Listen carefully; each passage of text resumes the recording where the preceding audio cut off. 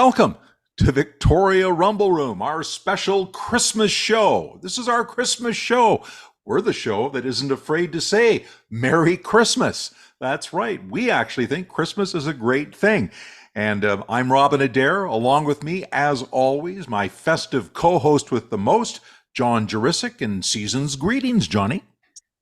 Season's greetings to you. Merry Christmas to you. Happy holidays to you. Whatever the hell we got to say, it's a good time to be alive, a good time to celebrate life, a good time to be with our families. Call it what you want. And it's a great show to have a fun time. That's what we do with them. And special guests might be coming up in a few minutes.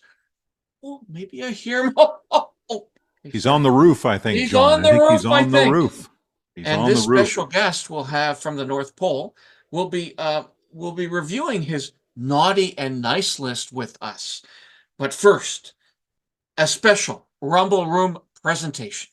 Well, a special presentation, John, in the sense that we thought, what would be a nice thing to do for Christmas? And we thought, well, maybe we should run one of the interviews that we've done this year that we think was particularly fun, particularly uplifting. And this, of course, was our interview with Dave Doroghy, who is the co-author of a new book, 111 Places in Victoria That You Must Not Miss.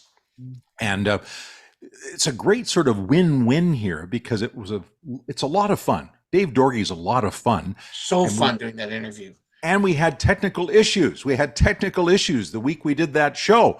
And so a lot of our viewers didn't get a chance to see it. We had calls from viewers saying, where's your show this week? What's going on? So we have scuttled around and we said, okay, well, this is a way we can celebrate Christmas with some enthusiasm, with a guy who's very enthusiastic, Dave Doroghy. So he's back with us again. Ho, ho, ho. Let's zoom him in.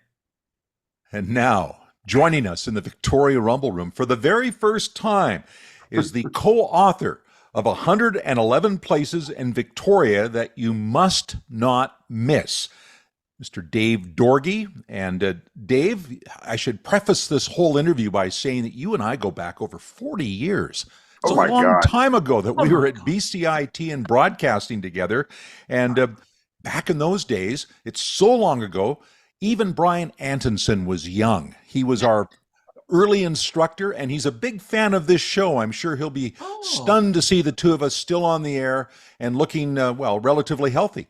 Well, it is 40 years, and I wonder if your co-host John was even born. We're talking about how we're both older than him. I mean, that's 40 years ago is a long time ago, John. Well, apparently I did have more hair, and I don't, and you do. I've got no shortage of it. I find that in my mid-60s, it grows like weeds. Get with it. You got enough seeds there to get it going. Yeah. I think John was in reform school, honestly. But I should preface in our introduction to have Dave Doroghy on the show that Dave has a long background after broadcasting in sports marketing, very strongly involved in sports. And the Olympic Games was a very, very big place in Dave's resume, as he was involved in a number of Olympic committees in Salt Lake City, Vancouver, of course, and London. And a long and fascinating career. So great to have you on the show. Thanks, Robin. And we're old buds, go back a long ways. It's great to meet John, too. So this is going to be a lot of fun. I'm looking forward to it. Fabulous. A wonderful book you've written, and a lot of fun to go through it. A book that you wrote with Graham Menzies. He's your co-author, and it's not your first book. It's the third in this series. You've already written 111 Places That You Cannot Miss in Vancouver, and then you followed up with 111 Places in Whistler.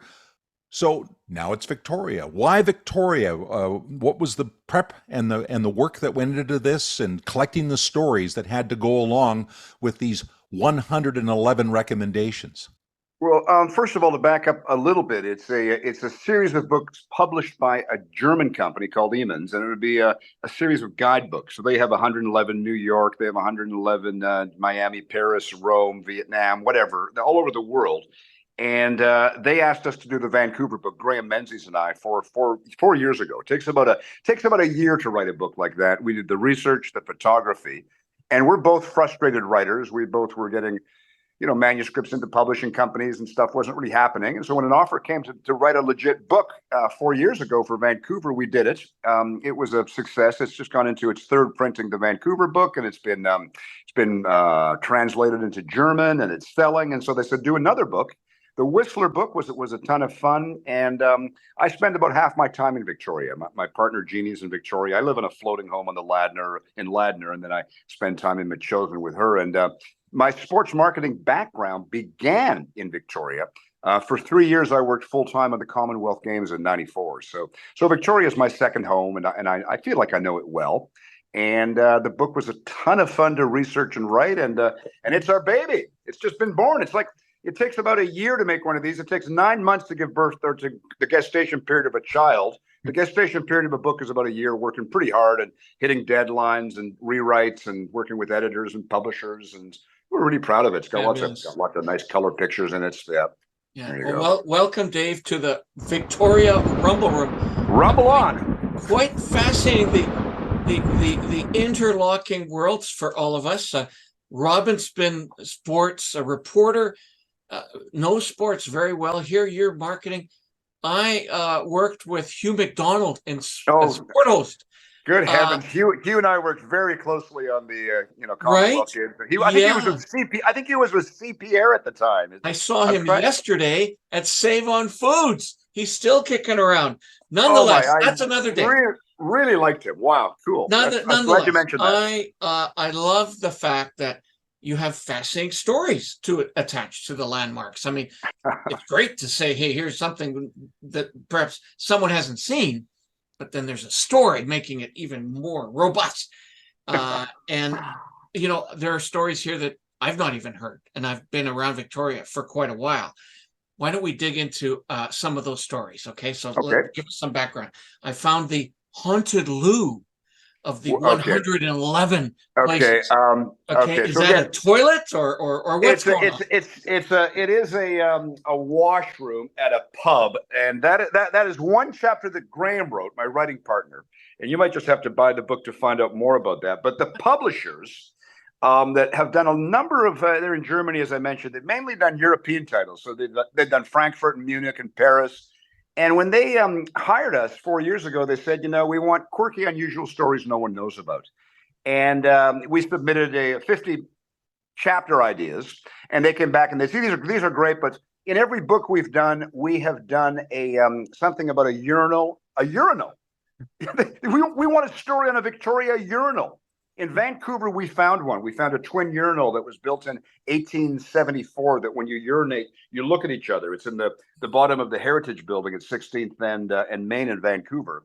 And this one in Victoria, although it's not a well-known story, it is a haunted urinal, and it is in the JBI pub, the haunted loo at the JBI pub. The backstory goes back to the 1940s, ghosts and goblins, and involves Emily Carr and involves a whole bunch of ins and outs in the Hudson's Bay Company. I didn't write the story. Graham Menzies is a fantastic historian and author, and that one is his. But the publishers, they want quirky, unusual things no one knows about. And the haunted loo at the JBI pub is worth a read and worth going to. If you have to go to the bathroom anyways, why not go in there and soak up the history and learn more about it while you're in there? There is some signage there that alludes to it when you're in the pub. And maybe meet Emily Carr. Wonderful stories about better known attractions as well. You've got Bouchard Gardens, Rogers Chocolates, the world's largest totem pole, which of course resides out at Beacon Hill Park. Many people in the community know about these places, but you sound like you found unusual stories about some of these better known landmarks. Do you want to share one of them? Well, I would say that the totem pole is great, but anytime and the publishers also like the world's biggest, world's smallest, world's longest. Anytime you make a claim like that, it's up for disputes. And the story about the totem pole is there is a taller totem pole up island, but the one in Beacon Hill Park is the tallest freestanding without guide wires. So I go into a lengthy explanation of what constitutes the world's largest, because there is a larger one that exists. And then the fact these totem poles only live 50 or 75 years. They're made out of wood and they have to be refurbished and taken down for reconstructive purposes and engineering. And the story goes into the claim that it's the largest and the degree of maintenance required. So again, a quirky piece of background information that you might not know about. Dave, was it tough to choose what to include, what to pass on? Did it have a lot to do with finding the colorful stories? For example, let me give you a few. You include the BC Archives, but not the BC Museum. Hatley Castle, but not Craig Derrick. Was it hard to decide? Like a place like the Legislative Dining Room? Did it better lend itself to a great story? I'm sure there's so many down there. Yeah, that's a great question. I think we could have done 222 or 333 places on Victoria. I mean, it really was an editing job as to what you want to take out. And again, the ethos of the book is not to talk about Butchart Gardens in the familiar sense of a map and laying out what people already know, but finding some quirky little thing that nobody has ever heard of, and then really talking about that. So it's a guidebook that's. It wouldn't be like if you're a tourist to Victoria, you should buy it as your second guidebook. You should buy another guidebook, and this is the second one that fills in the backstory on weird things. Now, you really do get off the beaten trail a few times in this book, which is quite interesting. A lot of people wouldn't think, gee, I really think a great place to go with the family would be to go to check out William Head Penitentiary, or, the Sidewalk of Sorrow. I wonder what that's about. Now, the Lego Hotel, the kids might like that if they can find it, but I can't imagine there's huge tour groups going to check out David Foster's childhood home. However, these are all listed. How did you find stories for these things? Well, you and I have been around for so long, and David Foster was a huge star. It's cool to know that he came from Victoria, but where in Victoria? And it's really easy for one of your viewers to pick up a copy of the book. We got the address, go by the house. There's an anecdotal, sort of recollection of his childhood and the bedroom where he had the piano, and it's really, really cool. So that was the mandate, to get a book that locals would love because it gives them information they don't have, that tourists would pick up and get more out of a trip because it's quirky and weird and off the beaten path. Yeah. How about the penitentiary? Well, the penitentiary, I mean, the nickname Club Fed. I mean, what a great name, taking off on Club Med. But that's some of the most beautiful real estate in Western Canada out there, in the points of Metchosin. And I've been there. So we're going there next soon for a play. I mean, I go there every year when they open it up for a theater production. I'm really interested in it, but I'm interested in why is it there? And when land was cheap, and it was a place where it was a hospital where people were brought sick and infirmed, and it was a quarantine area. People were quarantined there in the 1880s, and that led to it being another institution and eventually a prison. But it's worth I mean, that one, it's hard to get into. Ha ha ha. But it's worth the drive out there. And I could have given you a good story from William Head, and you're going to go see a play. There was a performance a number of years ago of Macbeth. And they actually walked out and they had a coffin which the king was supposed to be placed in, and then they took the coffin off stage, and two guys took the coffin, went out and used it to escape from the prison. They were rowing themselves out, and they didn't realize that the water didn't flow into the beach; it flowed out into the bay, and they were saved by the Coast Guard because they were stranded out there. And for the rest of the productions, they had to drill holes in the casket so it couldn't be taken for that use. I wish that I had that for the book. That would be a great paragraph when you're talking about this penitentiary. And it is, although not on the tourist attraction map, it's worth the drive, and it's a cool story. I mean, houses down the way, there was one listed for $15 million, a waterfront home. And I don't think there's a prison anywhere in North America that would be next door to such a lavish upscale neighborhood. They're usually out in the middle of nowhere in a desert, Yeah. I also have a penitentiary story. My son played softball on a team that played the prison team. And so I'm sitting on the benches watching this, feeling a tad bit uncomfortable because I'm surrounded by prisoners. And the fellow who sat right beside me was a very famous bank robber, and then wrote a book about it. And he sits beside me and proceeds to spend the entire game talking to me. and I'm getting increasingly more uncomfortable. And then at the end, wants to get my contact information. I'd rather read about it in your book. Nonetheless, here we go. That's a great story too. So,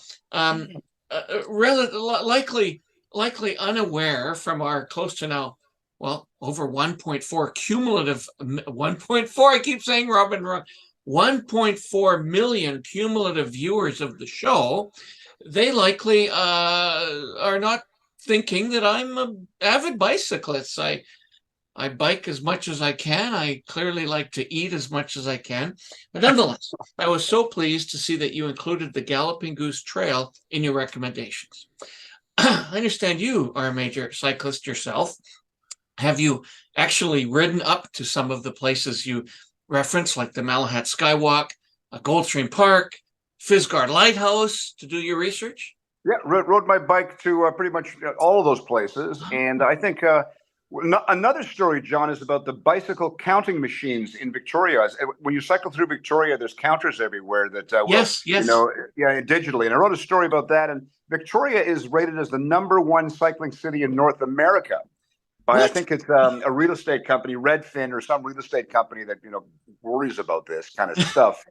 And it just is so wonderful. The Galloping Goose is quite flat because it used to be the railway. The Lochside Trail is absolutely gorgeous. So in our Vancouver book, A Great Cycling Path is the Seawall. In our Whistler book, The Valley Trail, and the Victoria's got the Galloping Goose, which I think is some of the best cycling, and the Lochside Trail. And I've cycled them all. I love cycling in Victoria. It's really cool how you found so many unexpected places, and we could just talk about that, I think, in the entire interview.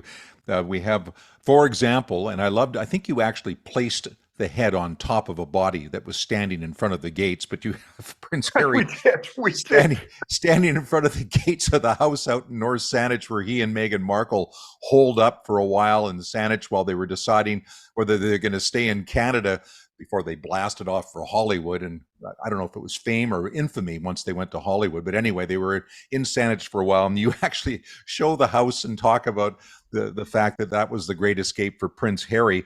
And you also talk about the 1994 Commonwealth Games, which you referenced at the beginning of our discussion. I was a TV reporter at that time, and you talk about a missing Inner Harbor stage. I don't have any recollection of that. And you've got a story attached to that as well.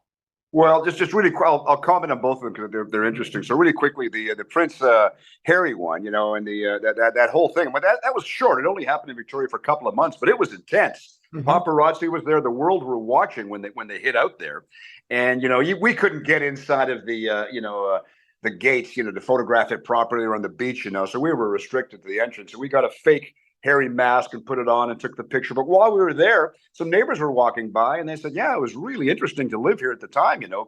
People were camped out and there was satellite feeds coming in and out and helicopters. And, many people might wonder, where is that house? Well, it's really easy to get to when you drive off the ferry. It's less than a 3 or 4 minute diversion. Why not go have a look, So that was a fun one. But the Commonwealth Games, I mean, what an amazing event. I love the Commonwealth Games. They're friendly games. They're the right size. They're less political.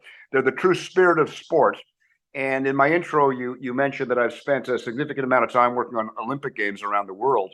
But I cut my teeth on the Commonwealth Games in Victoria in '94. And just really quickly, there's two aspects to games from my point of view. There's bids, where you go to win the game. You make promises to the governing bodies that we're going to hold the games here. And then once you win them, you execute them. So they're different committees, different dynamics. I've worked on both. I worked on the Vancouver Olympic bid and I worked on the London Olympic bid, as you mentioned. But the Victoria bid, we were bidding against Cardiff, Wales, and New Delhi, India. I don't know if you remember that, but it was a big deal. If you want to hold the Commonwealth Games, you present your proposal to the Commonwealth Games Society. They vote. And Cardiff has a good proposal. New Delhi has a good proposal. They want it. We want an edge to win it. So the proposal stated that every night we're going to bring all the people that won medals from all the different events together in the Inner Harbor. There's going to be scaffolding built up around the Empress Hotel and in front of the legislative buildings, for seating. Seat 20 or 30,000 people there. I mean, that's a big area. and we're going to have a floating stage where we'll present the medals. So, and that was the presentation that helped us win. Now, I wasn't involved in the bid. I was only involved in the games, but I read all the documents. When I got involved in the organizing committee, it was reviewed, all the costs to do this. And at one point we said, whoa, we can't afford to do this. It's too expensive. Now, there were no repercussions. They're not going to take the games away from you. But it's a very little known fact that nobody would know about it unless you had worked on the games like me. And the games are a huge success. No one missed the floating stage. But that's the first chapter in the book. There is a lovely plaque down there in the on the causeway that has the 44 or 45 flags of the Commonwealth and the logo. And I write a story about, the stage that never was. But, you got the Saanich Pool and you've got the cycling velodrome and a lot of other wonderful legacies left behind. Yeah. And I just want to touch on that a little bit more before we let you go, Dave. The Commonwealth Games, of course, a huge legacy for Victoria. And since that time, we haven't really seen Commonwealth Games much in this country. They tried a few years ago in Halifax. There was a bid, but they withdrew, and I think it went to Edinburgh instead at the end. And the question I have is it getting so expensive now to run a games like the Commonwealth Games, even let alone the Olympics, that a city the size of Victoria can no longer manage it? Robin, it really is. And the next Commonwealth Games are supposed to take place in the Gold Coast in Australia, I believe in 28. And they won them, and they're halfway through organizing them, and they gave them back. They said that we can't afford to execute it and to continue, which is really frightening when that happens. And then I got a call a couple of months ago. Alberta was bidding for was considering a bid for the 32 games, I believe. I might get getting my dates wrong, but it was going to be a joint bid between Calgary and Edmonton. And the reporter from the TV station there called me up to do an interview, and the number was $1.8 billion, which the province decided not. They didn't pull out of the bid. They decided not to bid, which is different. And I just said to the reporter, I said, those are Olympic-sized budgets, and is it necessary to rebuild everything? Why can't we stage the games in a more modest fashion, not have to build these mega theaters for sports, and choose cities like Vancouver to do the Olympics again at? So I think that under the current model of the spending that takes place in these massive budgets, yes, Victoria is being outpaced and cannot afford it. But I question how the Commonwealth Games are going to continue when a gut punch of somebody giving the games back and nobody stepping up for the games after that. It's my business. The golden years of bidding for multi events and huge budgets are, I think, behind us. I'm sad to say that. But all the money that people save, now they can go out and buy your book. That's the good news. And we're getting close to Christmas. It's on sale at Victoria bookstores far and wide across the province, and it's even on Amazon. You can have one of those Amazon trucks drive up to your place and dump off your books. You and I learned promotion back at BCIT, back in shameless self-promotion. And I don't mind saying that in bookstores now, available wherever fine books are sold for $29.95. You could be doing one of those 500 funny car commercials or something. That's just great. 64 funny cars. Yeah. 64, 101 funny cars. The raceways out in Victoria. Is it Western Raceways? I'm trying to remember. Western Speedway. Western Speedway. I thought that would be a great story. Went out there, started doing the research, compiled it, and then, we're shutting down. Oh, okay. We had quite a few of those places that were going to shut down or did shut down because of, tail end of COVID. Yeah. Santa Claus, it's so good to have you here. And I understand, Santa, a special for the Rumble Room. You've brought in your top picks for the year, both plus and minus, I guess. You bet. Let me check my notes. Robin from the Rumble Room. Of course, you're always naughty, but maybe we won't say that too publicly. And would be number one on anybody's naughty list. But let's freshen things up here a little bit. Here are my 3 top beefs. And my number 1 golden star. Hold on, Prancer. Just wait a minute. Let me get this all taken care of here. Number 1 is people who block highways as a form of protest. How can I possibly move my sleigh through a bunch of people blocking the road. It's dangerous and doesn't draw beans in terms of public opinion. So, big lump of coal for the blocking highway folks. Anyone who call number 2? I'm a little bit, busy, so I forget how to form sentences here. It's a lot of pressure. It's a lot of pressure being, the man who has to go around the world once a year and give every child in the world a gift. Yeah, and come on to the number 1 broadcast in the world. Anyway, number 2 beef. Anyone who calls average Canadian settlers and colonists. My family and millions of families have come to this country over the last 500 years to build a better life. Or in your case, thousands of years. Forever. Yes. In a very cold climate. They've worked very hard to create a great nation. Not perfect. I myself am not perfect, although I like to think I am. Oh, don't ever say that, Santa. But Canada, it's a great big star for me. And those who call Canada a so-called country barely rate a lump of coal. I have to remember this is a PG-rated show. Number 3, beef. This is the conclusion. This is the number 1 beef you have, right? Number 3 is the number 1 beef? Yes, that's how it goes, I think, does it? I don't know. It's hard to know. It's hard to keep track, Santa. It's hard with so much presents and reindeer and snow and liquor and food. Oh, sorry, don't want to say that. People who make fun of electric bikes go home.